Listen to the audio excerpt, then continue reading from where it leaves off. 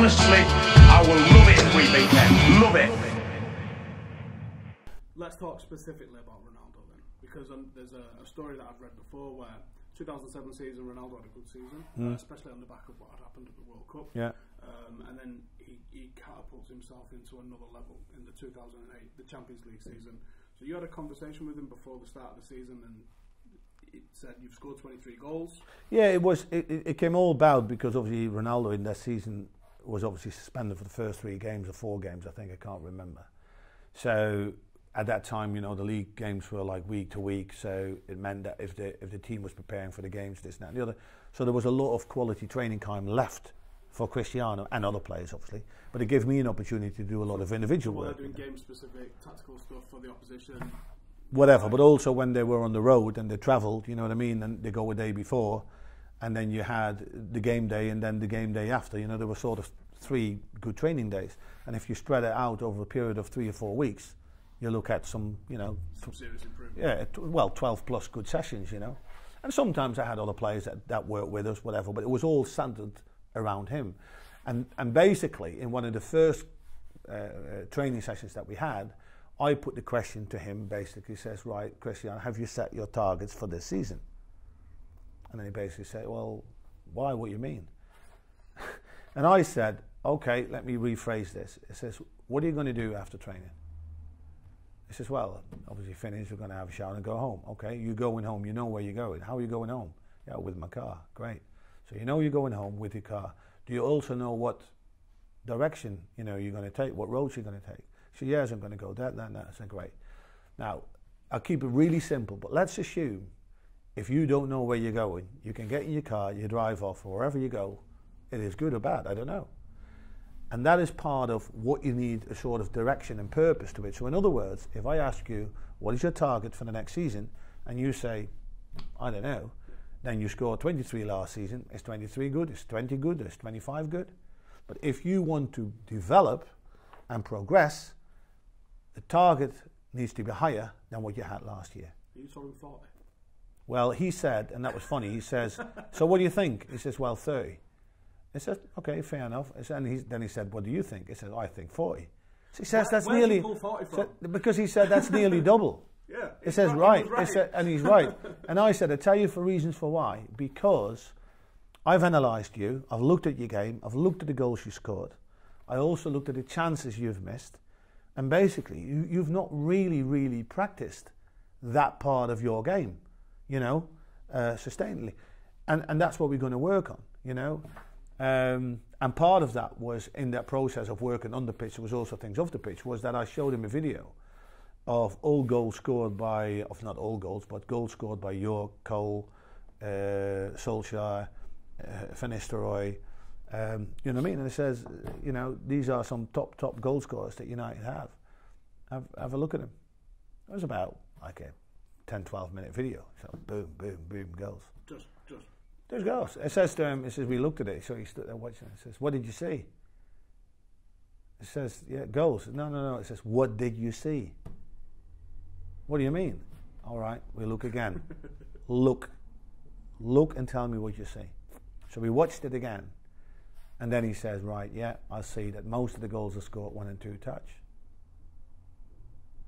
Do you think he was overcomplicating it? Because he definitely was. No, what Ronaldo always wanted. He wanted to score the perfect goal, you know. One of those, you know, top corner blasters, you know. I remember the irony of the criticism from that season, from the previous seasons, was it was a show pony, one-trick pony, and he had, the big one was no end product. Yeah. And then that season he just come out with end product. Yeah. So that was sort of the off-the-pitch sort of things we tapped on. Listen, you need to set targets, because people with targets and aims in their lives are far more successful. Look at what other people did, you know, look and try to analyse, because, you know, that is always a very good coaching tool, to look at the best out there. How did they finish? What did they do? So there was that one touch to finish, and there was a variety of finishes. You know, there was tap-ins, there was shots outside the box, volleys, headers, everything. And I said, and then the next thing is that these players are very aware where they are in and around the box. So when that goes, and this was one of the best things, and what I've always felt, read and I put to him, he says, listen, top finishers, all the goals they've scored in a game, they've already scored it about 10 times in a training pitch. So when that ball comes in, whether it's a header, they already know. That's that ball, boom, because it's in their hard drive. You know what I mean? So that means when that happens, and that's where composure comes in. Why are those top strikers so composed? Because they know. It's just they just pull it out from the database. That's a pullback, so that's a little bender in the far corner, or this, that, and the other. You know what I mean? So in the finishing sessions that we did, I divided the whole area into different segments. You know what I mean? Like a line from the post right to the edge of the box, which was zone 1, which basically says that if you are in that zone, you're on the best scoring opportunity, because the goalkeeper's in the middle of the goal, so you can score in every corners. The moment, and you put in a line from the goal post to the edge of the box to the corner, you get sort of a, you know, like a slanted a triangle. So it's different. So now the goal always stays where it is. The goalkeeper moves. So that means that if you are now not facing straight, but you're facing like that, you need to have a different finish. You know what I mean? And you need to work those finishes. So you was correcting, you was letting the plays happen, and I've read somewhere that you only like to drill something 4 times. Always, yeah. Repetitions of 4. I've always, you can do series and repetitions. Repetitions always for 4, because that keeps the concentration high and the quality high. So there was sort of a checklist of 6 points which we went down to. And important was also what I call the scoring zones in front of the goal. You know, zone 1 straight in front of the goal, and then you had another 2 lines that go from the post right to the edges of the box, which then creates, you know, zone 1, zone 2 left, zone 2 right, and zone 3s. Zone 3s is possibly the most difficult zone to score from. Where's that? So if we're looking at, probably not going to be able to see very much here, so we're looking at an 18-yard box here, the goal being here, are we talking on? Yeah, those angles. So if the goal is here, this is zone 1. You put a line here and a line here. Mm-hmm. So that area and that area is zone 2. Yes, and where a lot of goals are scored from. Yeah. And this is zone 3, so basically most of the time it's not impossible. Players have scored. Most likely you look for a cutback or a cross. But you need to cover all those areas. You know what I mean? And then you start to work on, you know, 1-touch finishes, 2-touch finishes. Where's the service coming from? Is it coming at you? Is it coming from the side? Is it coming from behind? You know what I mean? And that was just a constant, you know, routines that we did in those series in repetitions of 4, you know. And then the last thing is obviously to making sure you hit the right area in the goal. So you know where the goalkeeper is in certain ways, but then you need to look what is the best target area. Is it top corner? Is it low, hard? Is it, you know, whatever? The opposite cheek is what I've always been told.